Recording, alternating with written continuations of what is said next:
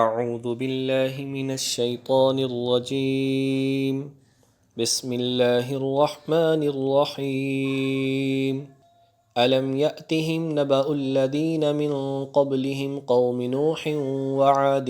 وثمود وقوم إبراهيم وأصحاب مدين والمؤتفكات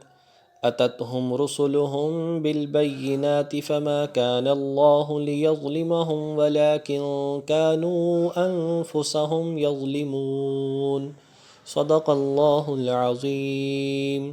الم یأتہم نبأ الذین من قبلہم، کیا ان لوگوں کے پاس ان لوگوں کی خبریں نہیں پہنچی جو ان سے پہلے گزرے تھے، قوم نوح وعاد وثمود، مثلاً قوم نوح، قوم عاد اور قوم سمود، وقوم ابراہیم اور ابراہیم علیہ السلام کی قوم، واصحاب مدین اور مدین والے، والمؤتفکات اور وہ بستیاں کہ جنہیں الٹ دیا گیا، اتتہم رسلہم بالبینات،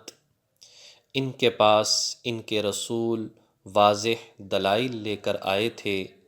روشن نشانیاں لے کر آئے تھے، فما کان اللہ لیظلمہم، پھر اللہ تعالیٰ ایسا نہیں تھا کہ ان پر ظلم کرتا، ولیکن کانوا انفسہم یظلمون، لیکن یہ لوگ اپنی جانوں پر خود ظلم کرنے والے تھے۔ اس سے قبل آیات میں منافقین کا ذکر اور ان کا انجام بیان کیا گیا تھا۔ اس آیت کریمہ میں اور آگے آنے والی آیات میں اللہ تبارک و تعالیٰ نے پہلے تو کفار کو، منافقین کو تنبیہ کی کہ اس سے پہلی قوموں کے حالات دیکھ لو، وہ کیسے ہوئے اور کس وجہ سے ہوئے، لہٰذا عبرت حاصل کرو اور انکار، کفر، منافقت اسے چھوڑ دو۔ اور منافقوں کا انجام ذکر کیا گیا تھا کہ دوزخ ہے، دائمی عذاب ہے، رسوائی ہے۔ تو اسی طرح سے اب جو ہے اس سے آگے ایمان والوں کا تذکرہ ہے اور ان کے اچھے انجام کا ذکر بھی ہے۔ اس آیت کریمہ میں بیان فرمایا گیا کہ جو منافقین ہیں، کیا ان لوگوں نے پہلی قوموں کے واقعات نہیں پڑھے؟ جیسے کہ قوم نوح ہے، نوح علیہ السلام کی قوم اکثریت تھی، لیکن اللہ تعالیٰ نے سیلاب بھیجا اور تباہ و برباد کر دیا۔ قوم عاد، اللہ تبارک و تعالیٰ نے تیز آندھی چلائی، 7 دن چلی اور نیست و نابود ان کو کر دیا گیا۔ اور قوم سمود، اللہ تعالیٰ نے زلزلہ برپا کیا اور ان کو تباہ و برباد کر دیا گیا۔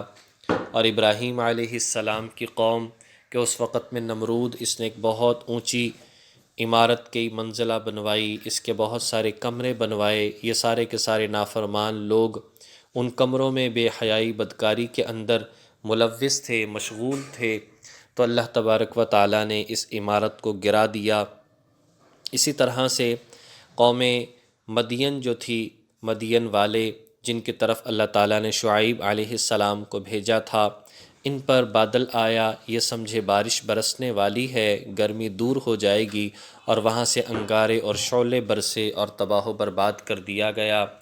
لوط علیہ السلام کی قوم، ان کو الٹ دیا گیا۔ تو بہرحال یہ ساری قوموں کے حالات ذکر کیے جو کہ پیچھے ہم سورۃ الاعراف کی آیت نمبر 59، آیت نمبر 92 اور اس کی تفسیر کے اندر ہم پڑھ چکے ہیں۔ تو فرمایا کہ ان کے پاس انبیاء آئے تھے سمجھانے کے لیے، لیکن یہ لوگ باز نہ آئے، تو اللہ تبارک و تعالی نے ان کو جو نیست و نابود کیا اور عذاب نازل کیا، تو اس میں اللہ نے ظلم نہیں کیا، بلکہ یہ لوگ نافرمانی کر کے، کفر اختیار کر کے، انبیاء کا انکار کر کے خود ہی اپنے اوپر ظلم کرنے والے تھے۔ تو اے منافقو، تم بھی اس سے باز آ جاؤ، جو اللہ کی ذات ان کو عذاب دینے پر قادر ہے، وہ اللہ کی ذات تمہیں بھی عذاب دینے پر قادر ہے۔ والمؤمنون والمؤمنات بعضهم اولیاء بعض، مومن مرد اور مومن عورتیں آپس میں ایک دوسرے کے مددگار ہیں۔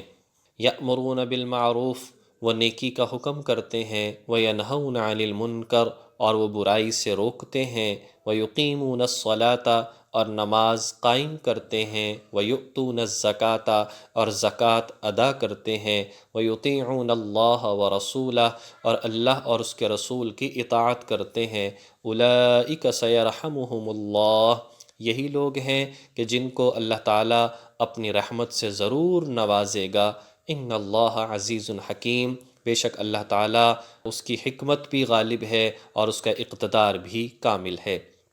ایمان والوں کا تذکرہ فرمایا، جیسے پیچھے بات گزری تھی کہ منافق منافق کے دوست ہیں، تو فرمایا کہ ایمان والے ایمان والوں کے دوست ہیں، خود اچھا کام کرتے ہیں، دوسروں کو اچھائی کا حکم کرتے ہیں، اچھائی ان کو اچھی لگتی ہے اس لیے دوسروں کو بھی اچھائی کی تلقین کرتے ہیں۔ اور فرمایا ان کی خوبی کس وجہ سے ہے، ان کی نشانیاں کیا ہیں، ان کی علامات کیا ہیں، مومنین کے اوصاف کیا ہیں، تو فرمایا کہ خود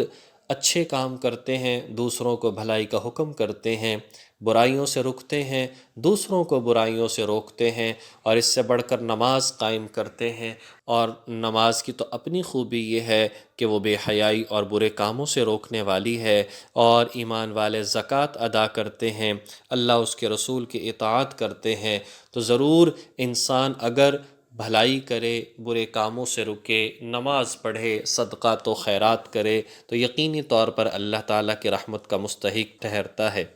یہ بات بھی یہاں پر سمجھنی چاہیے کہ تبلیغ کرنا، برائیوں سے روکنا، بھلائی کا حکم کرنا، یہ صرف مردوں کا کام نہیں بلکہ عورتوں کا بھی کام ہے۔ اس لیے مؤمنات کا بھی ذکر کیا کہ عورتوں کا بھی کام ہے اپنی ذات، اپنے بچے، اپنے رشتہ دار، اپنے حلقہ احباب، جہاں تک بھی تعلقات ہوں اور جہاں پر انسان کام کرتا ہے، عورتیں کام کرتی ہیں، وہاں پر اپنے کردار کے ذریعے سے، اپنی گفتار کے ذریعے سے، اخلاقیات کے ذریعے سے جو ہے وہ اسلام کا نمونہ بن جائے۔ تو فرمایا کہ جب ایمان والے ان کاموں کو کرنا شروع کر دیں تو وعد اللہ المؤمنین والمؤمنات، اللہ تعالیٰ نے وعدہ فرما رکھا ہے ایمان والے مردوں اور ایمان والی عورتوں سے، جنات تجری ایسے باغات کا کہ جاری ہوں گی من تحتها الانہار، جن کے نیچے سے نہریں، خالدین فیہا، وہ اس جنت میں ہمیشہ رہیں گے، وَمَسَاكِنَ طَيِّبَةً اور ان کے لیے جو ہے پاکیزہ مکانات ہیں، فی جنات عدن ایسے باغات میں جو سدا رہیں گے، عدن جو ہمیشہ رہیں گے، وَرِضْوَانٌ مِّنَ اللَّهِ اکبر اور سب سے بڑی اللہ تعالیٰ کی طرف سے جو نعمت ہے، چیز ہے، وہ اللہ کی خوشنودی ہے، اللہ کی رضا سب سے بڑی دولت ہے، ذَلِكَ هُوَ الْفَوْزُ الْعَظِيمُ یہی اصل بڑی کامیابی ہے۔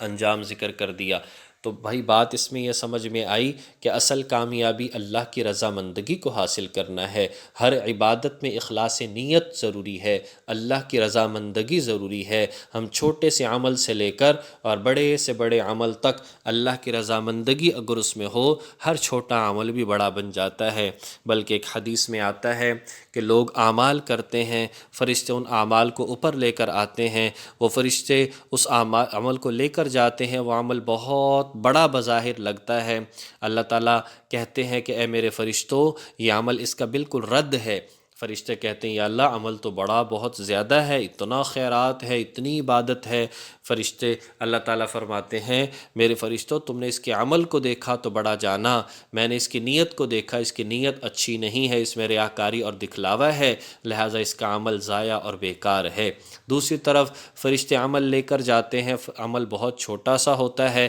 اللہ تعالیٰ بہت پروٹوکول دیتے ہیں، تو اللہ تعالیٰ فرماتے ہیں اے میرے فرشتوں بے شک تم نے اس کے عمل کو دیکھا کہ بہت چھوٹا جانا، میں نے اس کے دل اور نیت کو دیکھا جو بہت عظیم ہے اور میری رضامندگی کے لیے ہے، لہٰذا اس کا عمل قابل قبول ہے۔ اللہ تبارک و تعالیٰ اخلاص نیت کے ساتھ ہمیں اعمال کرنے کی توفیق عطا فرمائے۔ وآخر دعوانا ان الحمد للہ رب العالمین۔